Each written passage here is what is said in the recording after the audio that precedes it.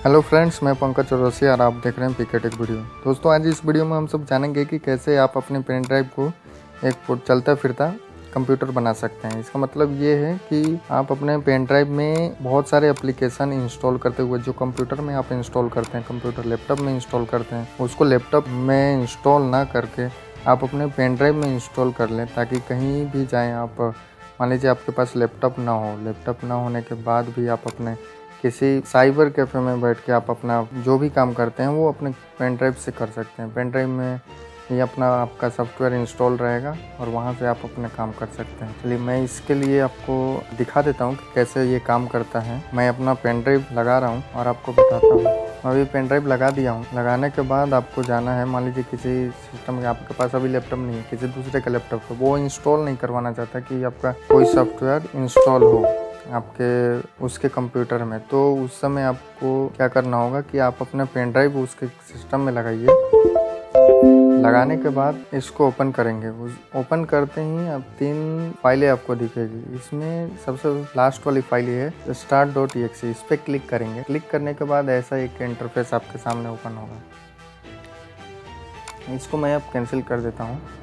और जो मैं पोर्टेबल सॉफ्टवेयर के लिए ये पेन ड्राइव को बनाया है, उसका इंटरफेस ऐसे ओपन होगा। ओपन होने के बाद ये भी मैं पोर्टेबल बना लिया हूँ, इसलिए ऐसा दिख रहा है। मैं बताऊंगा आपको कि कैसे पोर्टेबल बनाना है। इसमें internet, my music and video utilization, जैसे जैसे सॉफ्टवेयर आप इंस्टॉल करते जाएंगे वैसे खुद ही कैटेगराइज बाई वो फिल्टर करता जाएगा कि ये इंटरनेट से रिलेटेड है, ये म्यूज़िक वीडियो से रिलेटेड है, ये यूटिलाइजेशन से रिलेटेड है। इसलिए तीनों को अलग अलग एक फाइल में रख दिया, फोल्डर में रख दिया है। चलिए मैं VLC ओपन करके दिखाता हूँ। इसमें मेरे सिस्टम में VLC है, लेकिन मैं यहाँ से रन किया तो ये मेरे पेन ड्राइव से रन हो रहा है। इस सिस्टम में जो VLC है वो रन नहीं हो रहा है। और जो भी आप इसमें पेन ड्राइव से रन करके देखते हैं या यूज़ करते हैं, तो उसका हिस्ट्री सिस्टम में ना जनरेट होकर आपके पेन ड्राइव में ही रहेगा, तो आपकी प्राइवेसी भी इससे बची रहेगी।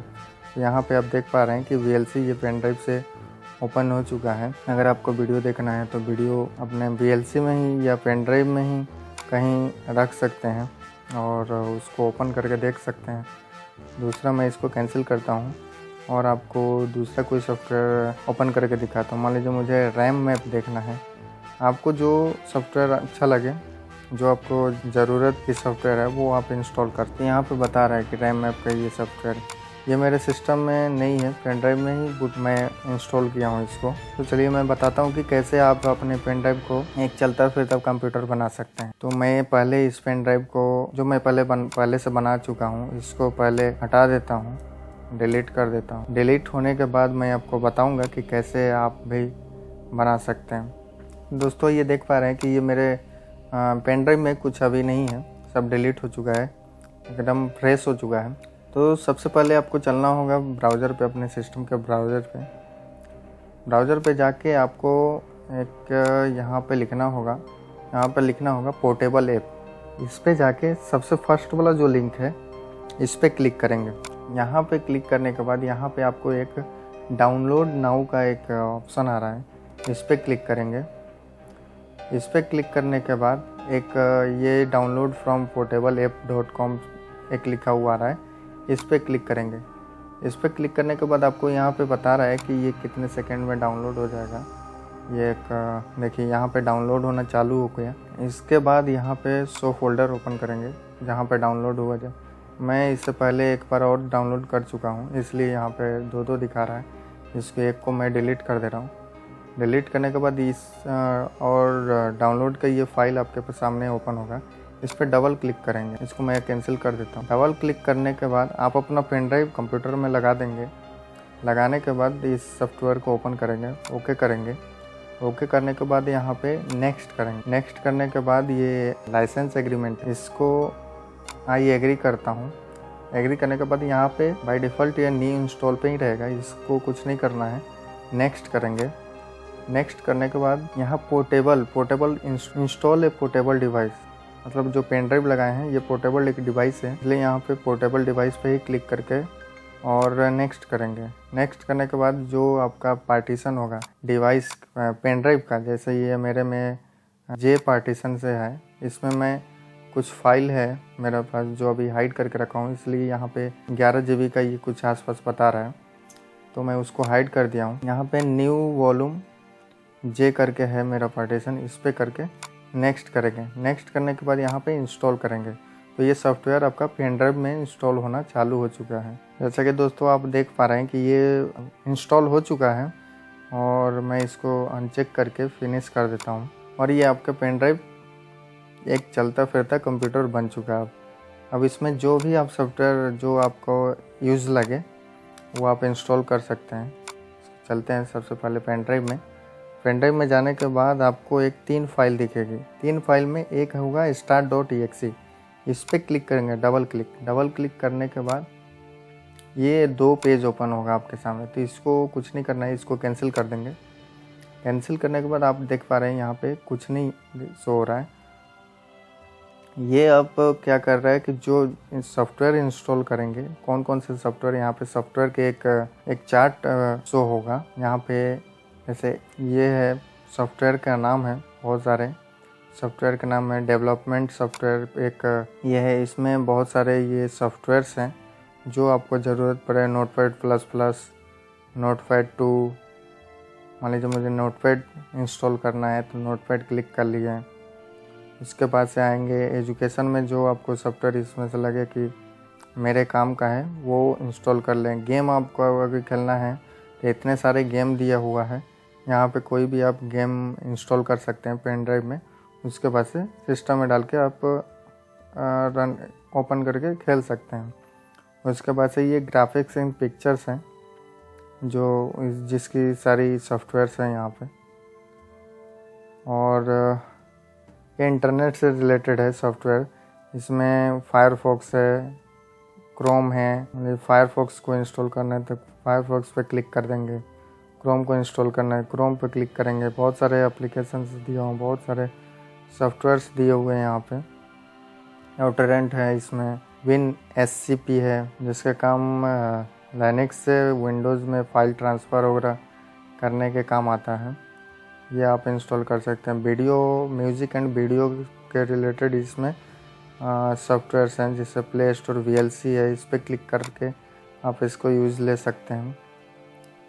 बहुत सारे सॉफ्टवेयर्स हैं जो आपको यूज़ के होंगे, उसको इंस्टॉल मैं अभी 2-3 सॉफ्टवेयर पे ही क्लिक करके और आपको दिखा देता हूँ कि कैसे इंस्टॉल होता है। इस पर क्लिक करने के चेक करने के बाद वो उसको नेक्स्ट करेंगे। नेक्स्ट करते ही ये अब जो सॉफ्टवेयर आप चेक किए थे वो इंस्टॉल होना चालू हो गया।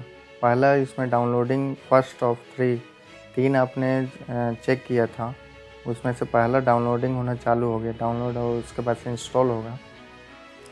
इंस्टॉल होने के बाद फिर सेकेंड वाला सॉफ्टवेयर डाउनलोड होकर इंस्टॉल होगा, फिर थर्ड वाला, ऐसा होता रहेगा। तो ये अब सेकेंड वाला डाउनलोड हो रहा है। जैसे आपके इंटरनेट की स्पीड रहेगी वैसे ये काम करेगा। जितना फास्ट इंटरनेट रहेगा उतने जल्दी डाउनलोड होने की संभावना ज़्यादा है। ये थर्ड वाला आपका सॉफ्टवेयर इंस्टॉल हो रहा है। तीनों डाउनलोड हो चुके हैं। डाउनलोड होने के बाद ये गूगल क्रोम का ये एग्रीमेंट, लाइसेंस एग्रीमेंट है, इसको एग्री करेंगे।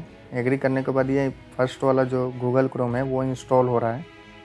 डाउनलोड पहले बार में डाउनलोड हुआ था तीनों सॉफ्टवेयर, फिर फर्स्ट में आया ये गूगल क्रोम इंस्टॉल करने का, उसके बाद से सेकेंड इंस्टॉल होगा। यहाँ पे बताता रहेगा कि कौन सा सॉफ्टवेयर अभी इंस्टॉल हो रहा है।